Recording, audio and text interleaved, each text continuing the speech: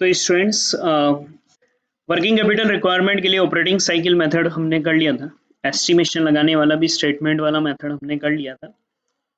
अब next method डालो, projected balance sheet method. एक ही क्वेश्चन है इसका।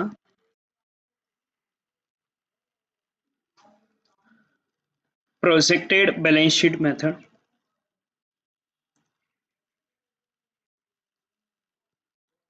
इस मेथड में क्या करेंगे कि जैसे आप स्टेटमेंट बनाते थे ना, वही करंट एसेट्स करंट लायबिलिटी के लिए वही stock of raw material finish goods वगैरह ये सब निकालना पड़ेगा, पर उन्हें एक स्टेटमेंट में ना लिखकर बैलेंस शीट के फॉर्मेट में लिखेंगे।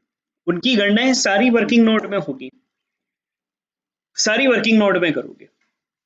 जो आप स्टेटमेंट बनाते थे वो सारी गणनाएं वर्किंग नोट में अलग से करनी है, और उसके बाद क्या करना है कि आपको एक बैलेंस शीट बनानी है जिसका अंतर निकालेंगे। अगर एसेट्स में अंतर आए तो कैश बैलेंस कहलाएगा, लायबिलिटी में अंतर आए तो ऐसी सिचुएशन में वो बैंक ओवरड्राफ्ट कहलाएगा। और फिर जब पूरी बैलेंस शीट बन जाए तो फिर नीचे एक नेट वर्किंग कैपिटल का फॉर्मूला ले लेंगे, current assets minus current liabilities. बस ये मेथड हमारे लिए बनता है। इस विधि के अंतर्गत मैं हिंदी इंग्लिश दोनों में बोलूंगा, एक बार हिंदी में लिख दूं फिर इंग्लिश में करवा दूंगा। पृष्ठ में दी गई सूचनाओं की सहायता से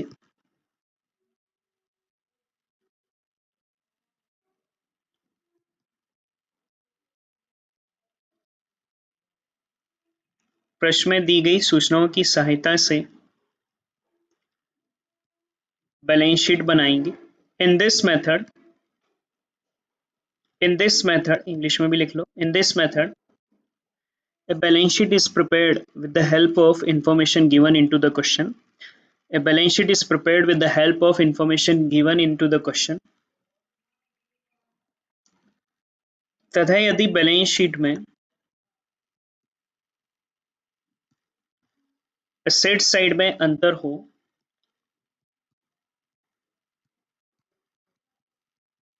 तो उसे कैश बैलेंस कहेंगे, क्योंकि बैलेंस शीट का दोनों साइड का टोटल तो बराबर होता है पर अंतर आएगा तो उसे कैश बैलेंस कहेंगे।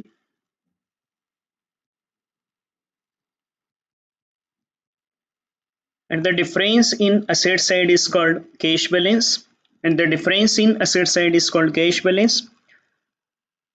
तथा सीआर साइड में अंतर हो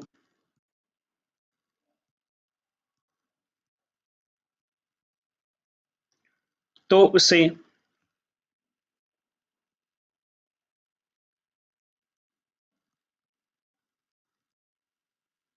बैंक ओवरड्राफ्ट कहेंगे।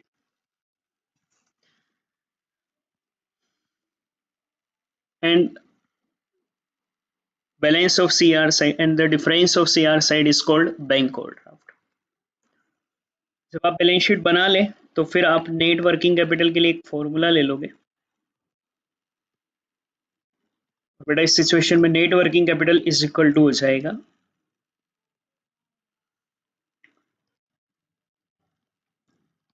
Current assets minus current liabilities. तो पहले क्या करना होगा ना, सारी करंट असेट्स और करंट लायबिलिटीज बनानी पड़ेगी। और वो बनाने के लिए ना बेटा हम लोग एक जैसे कल स्टेटमेंट बना रहे थे ना, अब तक वो सारी करना है उन्हीं फॉर्मूलों से, पर अब आपको वो अलग से वर्किंग नोट बनाकर करना है। जब वो कैलकुलेशन हो जाए तो फिर फाइनली बैलेंस शीट बना दोगे। क्वेश्चन देखो, एक ही क्वेश्चन है इसका, ऐसा कोई इंपॉर्टेंस है नहीं। ये कह रहा है रॉ मटेरियल 2 महीना रहता है, फिनिश स्टॉक 3 महीना रहता है, पूरे साल में 1,80,000 यूनिट है और यही बना रहना है जो पिछले साल में था।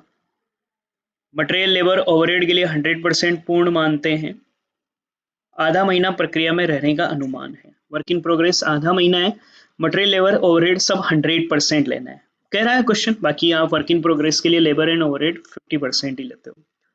डेटर्स को 3 महीने की उधार दी जाती है, क्रेडिटर को 2 महीने की उधार दी जाती है। क्रेडिटर 2 महीना, सेल्स प्राइस है 4 रुपए, उत्पादन तथा विक्रय का चक्र नियमित है, मतलब जितनी बनाएंगे उतना ही बिक जाएगा। और एक और बात कह रहा है डेटर की कैलकुलेशन सेल्स प्राइस पर करनी, क्वेश्चन खुद ही कह रहा है इसलिए अपन सेल्स प्राइस पर करेंगे। फिर नीचे कुछ चीजें हैं इंग्लिश में जो हिंदी में ऊपर नहीं थी। शेयर कैपिटल है इतना, डिबेंचर है इतना, फिक्स असेट्स है इतना, ये सब तो सीधा बैलेंस शीट बनाने में काम आएगा। सेलिंग प्राइस में मटेरियल इतना होगा, लेबर इतना होगा, ओवरहेड इतना होगा और प्रॉफिट इतना होगा, बाकी सब तो वही जो अपन इंग्लिश में रीड करा वही है। एक चीज जो आपको पता चल रही होगी, सारी चीजें मंथ में है, तो हम पहले मंथली प्रोडक्शन निकाल लें।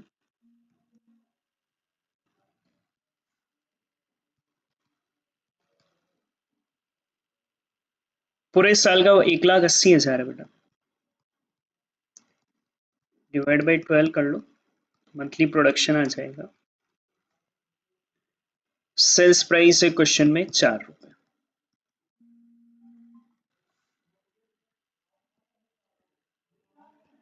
रॉ मटेरियल 50%,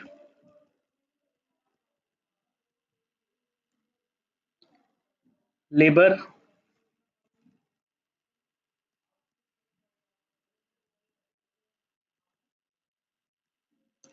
20%,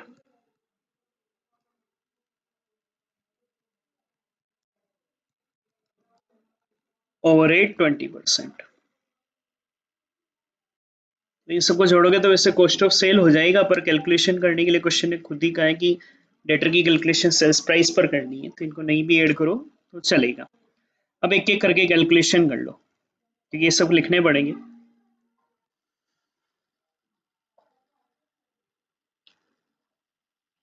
तो सबसे पहले निकालो stock of raw material.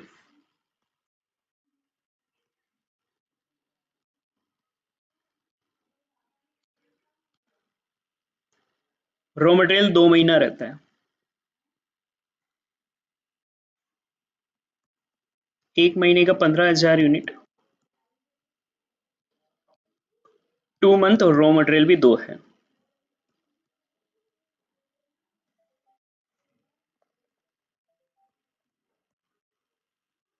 Stock of work in progress,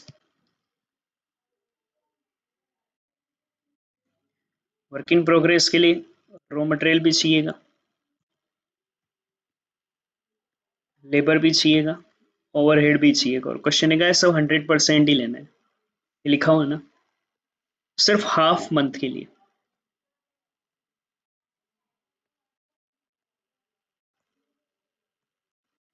आधा मंथ, रॉ मटेरियल है 2 रुपीज,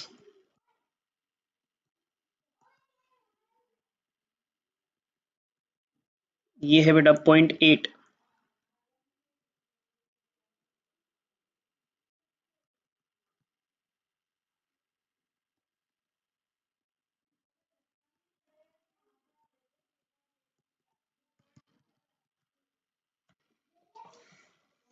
15,000,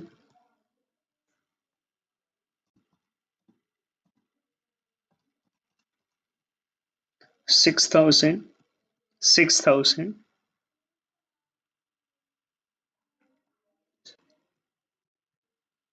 ये 27,000। फिर stock of finish goods,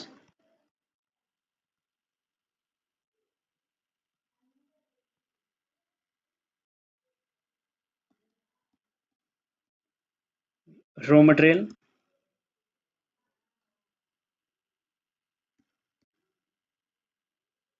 labour और ओवरहेड, 3 महीने के लिए फिनिश गुड्स रहता है।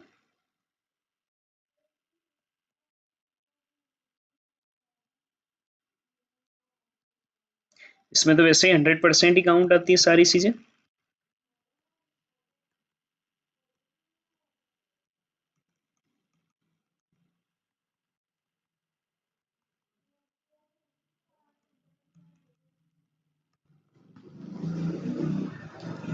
$90,000,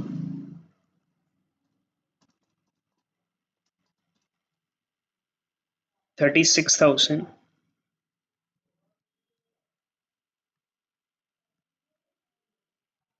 1,62,000। फिर डेटर निकाल लो। डेटर क्वेश्चन में कह रखा है एक सेल्स पर ही लेना है, क्वेश्चन में लिखा हुआ है, ये लिखा हुआ है।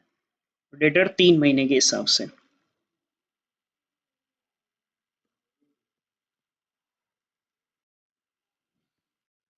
एक महीने का 15,000 यूनिट, 3 महीने के हिसाब से सेल्स की प्राइस 4 है।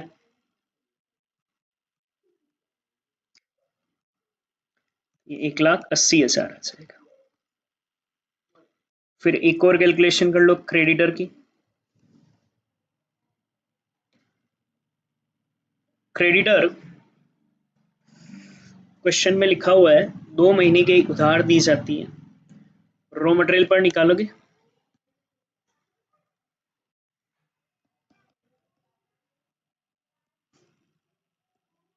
इंटू 2, 60,000। अब देखो रॉ मटेरियल निकाल लिया, फिनिश गुड्स भी निकाल लिया, ये तो डिटेल थी। वर्क इन प्रोग्रेस निकाल लिया, डेटर क्रेडिटर हो गए। एक कैलकुलेशन आपको और करनी पड़ेगी क्योंकि बैलेंस शीट बना रहे हो ना, प्रॉफिट फॉर द ईयर भी निकालना पड़ेगा क्योंकि बैलेंस शीट में वो भी दिखाना ही होगा। Profit for the year, sales पूरे साल की 1,80,000 यूनिट, 4 रुपए के हिसाब से,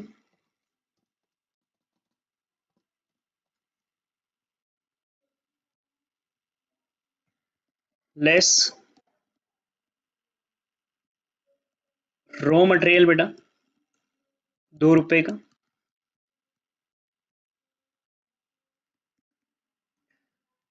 वेजेस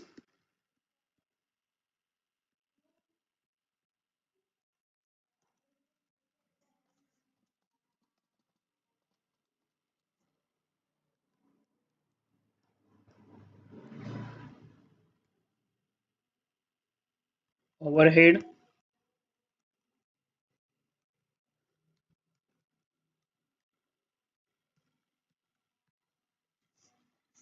7,20,000 में से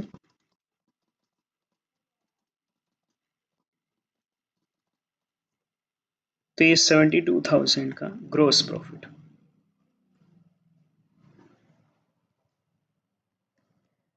इसमें से एक चीज और लेस करोगे, इंटरेस्ट ऑन डिवेंचर और है क्वेश्चन में इनडायरेक्टली बेटा। देखो डिवेंचर है क्वेश्चन में, ध्यान से देखेंगे ना,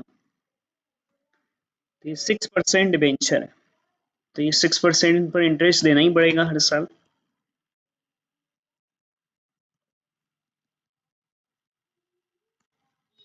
तो ये 60,000 प्रॉफिट फॉर द ईयर आ जाएगा, जिसको अपन को बैलेंस शीट में दिखाना होगा। ये सारे वर्किंग नोट हमारे बन गए। अब हम प्रोजेक्टेड बैलेंस शीट बनाएंगे।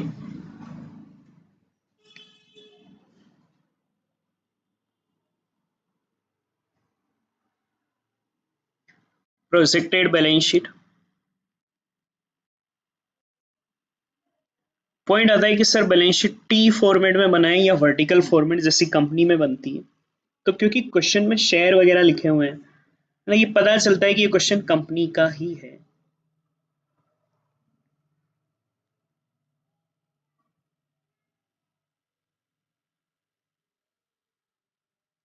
या आप ये तो सिंपल सा प्रोजेक्टेड फॉर्मेट देना है तो आप इस फॉर्मेट में भी ले लोगे, टी फॉर्मेट में, तो भी कोई इश्यू नहीं है क्योंकि हमें तो एक जस्ट कैलकुलेशन करने के लिए पता करना है। और क्वेश्चन में कोई ईयर भी नहीं लिखे हुए, 2013 से पहले यही फॉर्मेट बनता था, तो मान रहे हैं कि पुरानी ईयर की है, तो हम पुराने फॉर्मेट में ही इसको बनाकर कंप्लीट ले रहे हैं। Liabilities amount, assets amount. देखो एक तो है share capital, share capital liability में लिख लो,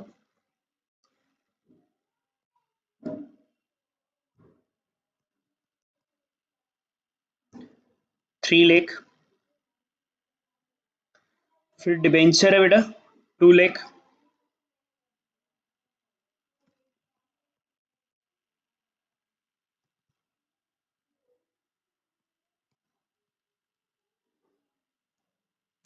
फिर फिक्स असेट्स है 2 लाख का, तो असेट्स में लिख लो।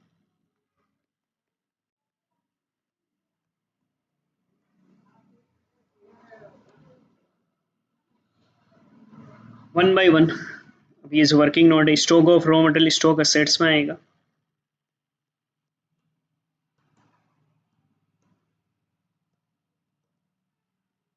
$60,000। Stock of work in progress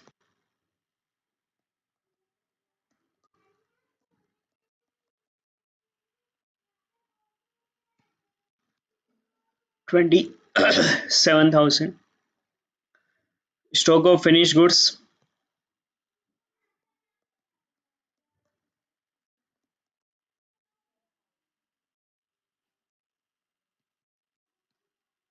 1,62,000।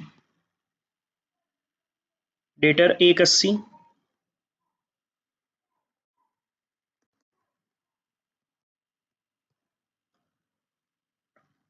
Creditor आए थे तो वो 60,000। और एक प्रॉफिट फॉर द ईयर आया था बेटा 60,000 का।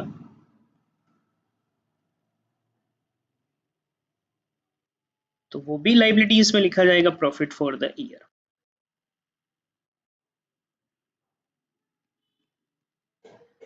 बस डिफरेंस निकाल लो। असेट्स की टोटल लगाओ।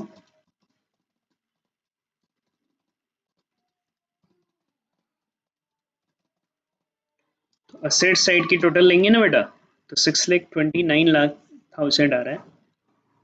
लाइबिलिटीज में आ रहा है 5,620। लाइबिलिटीज में कम आ रहा है बेटा।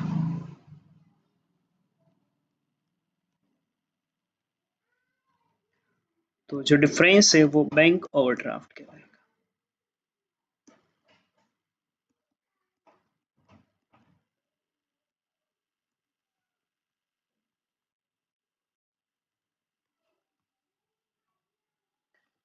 ये आपका प्रोजेक्टेड बैलेंस शीट। स्टिल बाकी नेट वर्किंग कैपिटल भी निकालना है।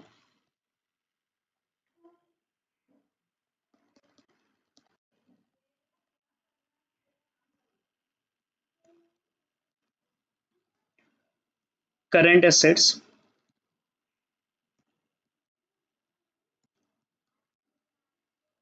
Minus current liabilities.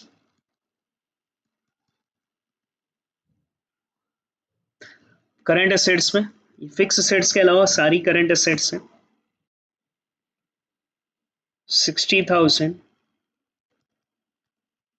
27,000, 1,62,000, 1,80,000। Current liabilities में बेटा शेयर कैपिटल डिबेंचर तो नहीं आते हैं, क्रेडिटर और बैंक ओवरड्राफ्ट ये दोनों आएंगे। ये दोनों करंट लाइबिलिटीज।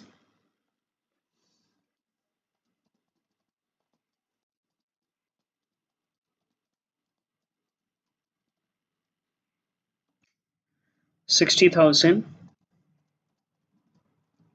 27,000, 1,62,000, 1,80,000।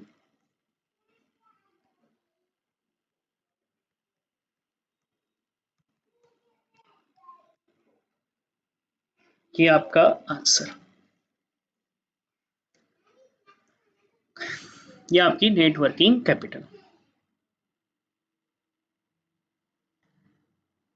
तो ये आप कंप्लीट करेंगे। एक ही क्वेश्चन है बेटा, पहले तो वही जो वर्किंग नोट बनाते थे वो सारी कैलकुलेशन, एक एक्स्ट्रा प्रॉफिट और निकालना है, ठीक है, क्योंकि वो भी बैलेंस शीट में दिखाया जाएगा। फिर एक नॉर्मल बैलेंस शीट बना दो जिसमें सारी चीजें लिख लो। असेट्स में कम आता तो कैश बैलेंस कहलाता, लाइबिलिटी में कम आया तो बैंक ओवरड्राफ्ट कहलाएगा, और फिर आप नेट वर्किंग कैपिटल बना लेंगे current assets minus current liabilities को करके। तो फिनिश करो बेटा। बाकी हम लोग 2 क्वेश्चन का कंटेंट बच रहा है वो कल लेकर फिनिश करेंगे।